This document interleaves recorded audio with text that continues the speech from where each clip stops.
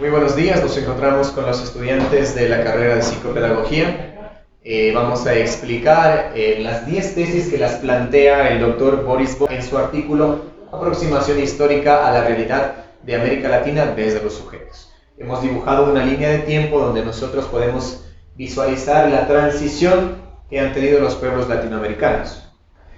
Número 1, tenemos desde la época de la conquista española, los pueblos inferiorizados, racializados y disminuidos, porque eso fue lo que pasó con la llegada de los españoles. Lamentablemente los trataban a los indígenas como animales o como simples objetos de trabajo. Luego tenemos la acumulación de capitales que eran exportados o sacados de nuestras tierras hacia España, principalmente plata y oro, que eran, digamos, los recursos que existían en gran cantidad en nuestros pueblos.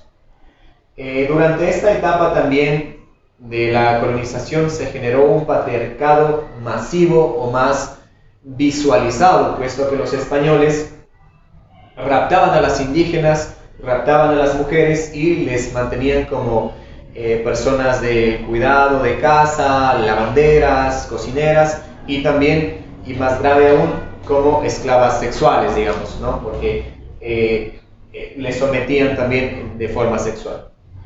Luego, 200 años después aproximadamente, con la independencia, tenemos algunos precursores como Simón Bolívar, José de San Martín, aquí en Ecuador, Antonio José de Sucre, donde se consigue la liberación de España. Sin embargo, los pueblos oprimidos como los indígenas, pueblos afrodescendientes también, no tenían una postura representativa en el poder. Entonces la estructura se había generado entre criollos, mestizos, quizá después los indígenas, mulatos, etc. Y después las clases negras o las clases afrodescendientes, que digamos eran las más oprimidas también.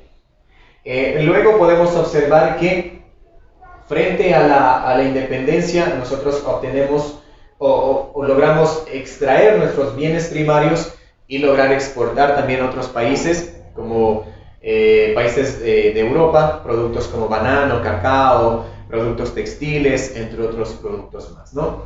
Luego, en una época, digamos, que se generó una gran tensión en el mundo, como es la Guerra Fría, existe una recesión, no solamente en América Latina, sino en todo el mundo, donde Estados Unidos sometía de alguna forma a países latinoamericanos por ser parte de este lado del continente, digamos, este lado occidentalizado de ver la vida, ¿no?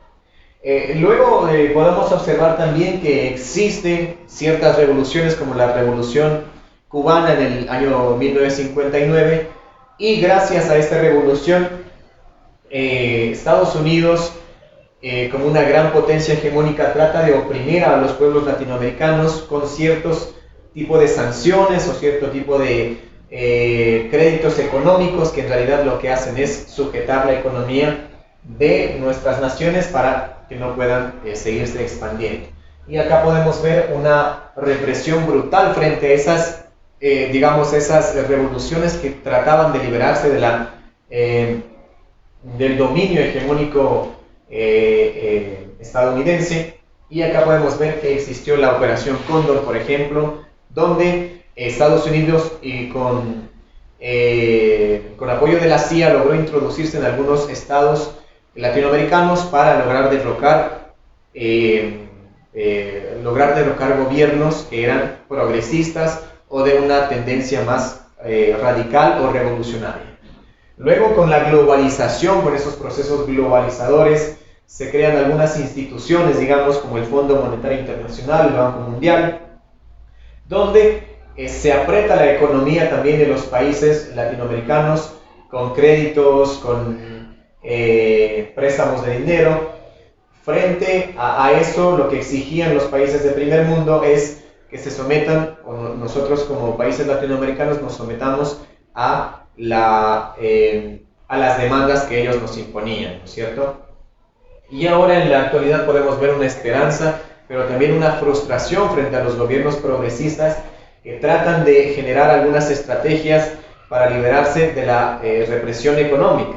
Organizaciones como Mercosur, UNASUR, entre otras organizaciones, lo que buscan es fomentar una economía desde nuestros pueblos latinoamericanos para lograr paliar un poco la dependencia, digamos, hacia potencias extranjeras hegemónicas y que nos dominan culturalmente. Acá podemos hablar entonces de gobiernos como Rafael Correa en Ecuador, en Venezuela con Chávez, en Argentina con Lula da Silva, en Bolivia con Evo Morales, en Argentina con los Kirchner, entre otros personajes.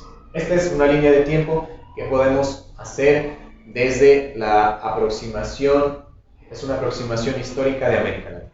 Muchas gracias.